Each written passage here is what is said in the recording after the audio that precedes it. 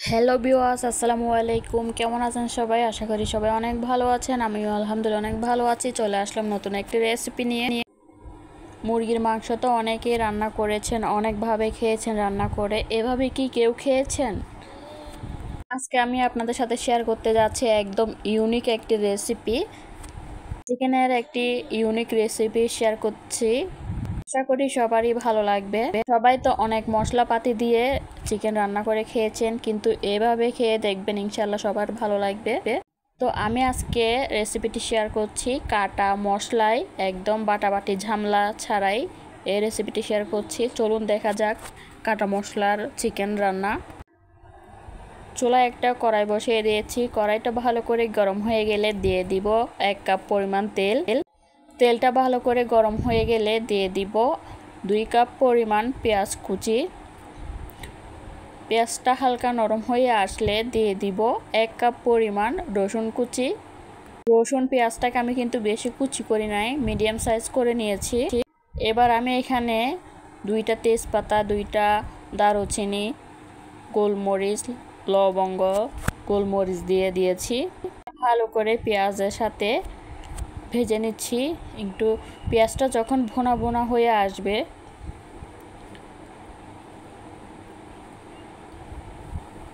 তখন আমি মুরগির মাংসটা দিয়ে দিব। মাংসটা আমি কেটে ধুয়ে পরিষ্কার করে নিয়েছি। আপনারা চাইলে আরও বড় করতে পারেন, আরও ছোট করতে পারেন। আমি মিডিয়াম সাইজের পিস করে নিয়েছি। তো মাংসটা দিয়ে ভালো করে আমি কষিয়ে নিচ্ছি। ভালো করে কষিয়ে নিতে হবে।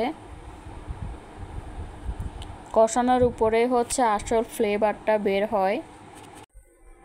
এমনভাবে কষাতে হবে যাতে কষাতে কষাতে মাংসটা সেদ্ধ হয়ে যায়। ভালো করে কষিয়ে নেওয়ার পরে আমি এখানে হাফ চামচ পরিমাণ লবণ দিয়ে দিয়েছি, হাফ চামচ পরিমাণ জিরার গুঁড়া দিয়ে দিয়েছি। লবণ আর জিরাটা দিয়ে ভালো করে কষিয়ে নিতে হবে। কষানোর পরে আমি এখানে 5-6টার মতো শুকনো মরিচ মাঝখান থেকে টুকরো করে দিয়েছি।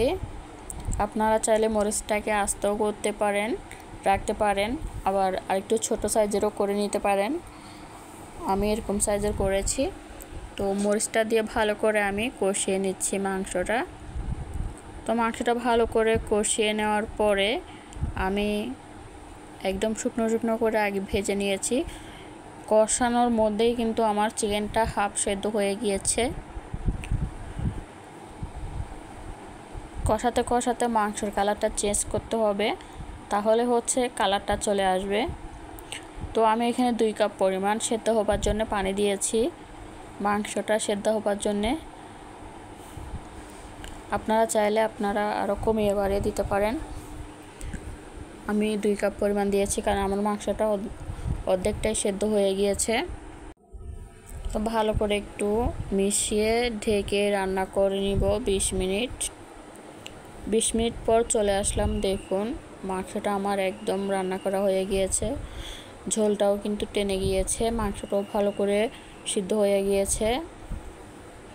গ্রেভিটা যখন এরকম হয়েছে তখন হচ্ছে মাংসটা নামিয়ে নিব। এর থেকে বেশি শুকাবো না, কারণ তাহলে দেখতে ভালো লাগবে না। তো আমার কাটা মশলার মাংসটা একদমই রেডি হয়ে গিয়েছে।